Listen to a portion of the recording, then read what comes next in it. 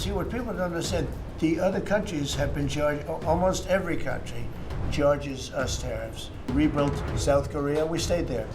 It's okay, we rebuilt it and we stayed there. And they pay us very little for the military. I got them to pay billions of dollars and Biden then canceled it when he came in. You know, I said to South Korea, as an example, you know, we give you free military essentially, very little. And I think you should pay us $10 billion a year. And they went crazy. But they agreed to 3. So I got 3 with a phone call. And I was satisfied. I said, but next year we have to talk. And then we had a rigged election and we never got to talk. And you know what Biden did? They probably went to him and they said, listen, Trump treated us terribly and we shouldn't be paying anything. And he cut it down to nothing.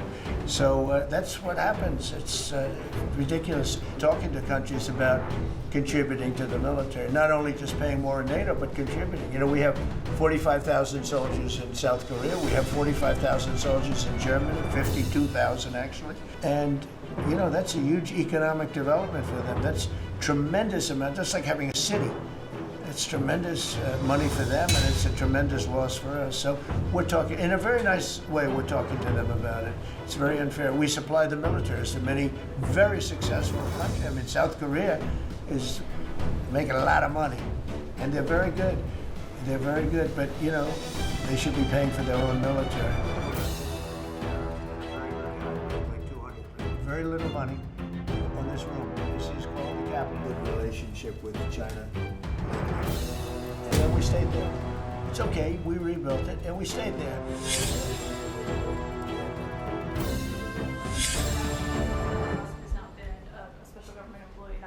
When he came in, you know, I said to South Korea, as an example, you know, we give you free military, essentially, very little. And I think you should pay us $10 billion a year. And they went crazy. But they agreed to 3. So I got 3 with a phone call.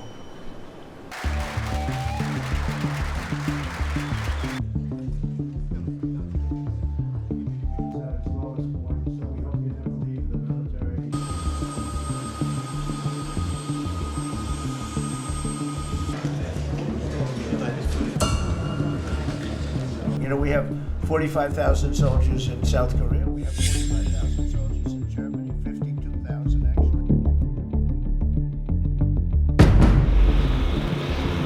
Tariffs are charged by other countries at levels that are ridiculous.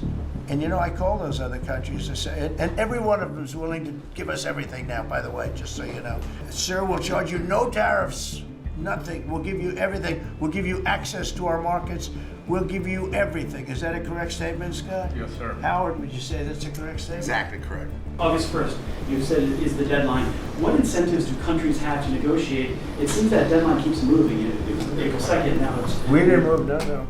It's always been August 1st, that's what we're paying. It wasn't a change, it was August 1st.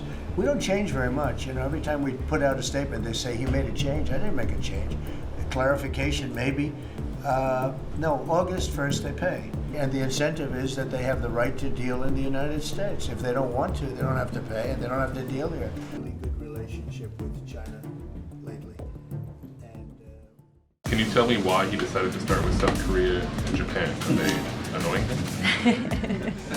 It's the president's prerogative, and those are the countries he chose. Are the tariff letters that you sent today final offers, or are they negotiable? more or less final offer. So South Korea, Japan should take it or We're leave always it? subject to negotiate something that's fair, but we've talked to most of the countries, and pretty much they've had their way for many, many decades, as you know, and it was time that we just wanted fairness, because it's just a small token by comparison to the damage that's been done over the years. We have these beautiful letters that the president has signed. This one is to the President of the Republic of Korea, original signature on that. Another letter to the Prime Minister of Japan as well. Both countries will be receiving a 25% tariff rate effective on August 1st.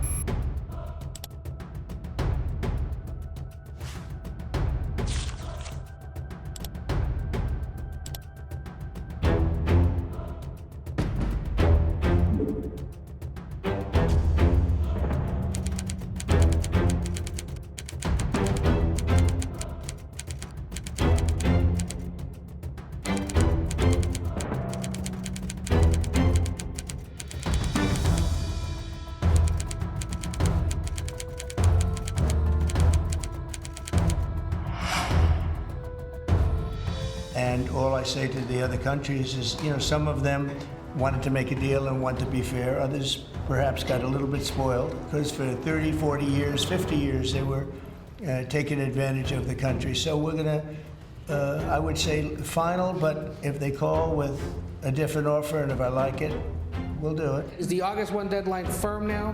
Is that it? I Or would could you say move it again? firm. No, I would say firm, but not 100% firm. If they call up and they say, would like to do something a different way, we're going to be open to that. But essentially, that's the way it is right now. We don't think we're going to be able to make a deal, so we just send them a letter. If you want to play ball, this is what you have to pay. We could be asking for much more, but for the sake of relationships that we've had with a lot of really good countries, we're doing the way I do it.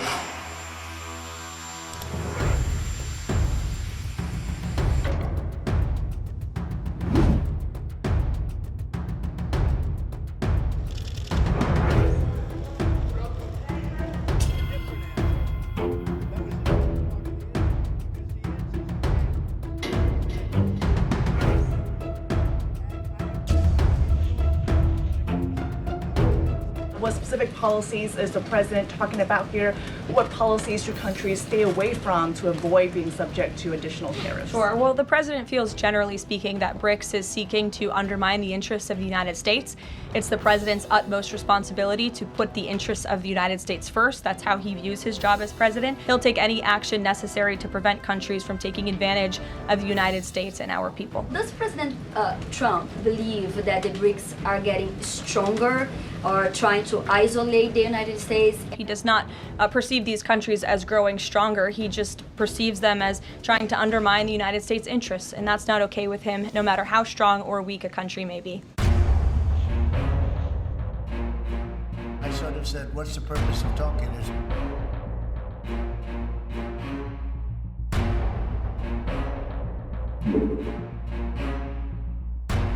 (8월 1일까지) 협상의 기한을 얻었다라는 것에 좀 의미를 두고 있고, 일본이나 말레이시아 같은 경우도 1% 관세가 오히려 올랐습니다. 조금 아쉬운 부분이 있긴 합니다만 관세가 인상이 되는 최악의 상황을 면한 것으로 보고 협상이 임하고 있다. 日本政府として安易な妥協とこれは避けるということです。求めるべきものは求め、守るべきは守るということで全力で交渉に当たっておるところです。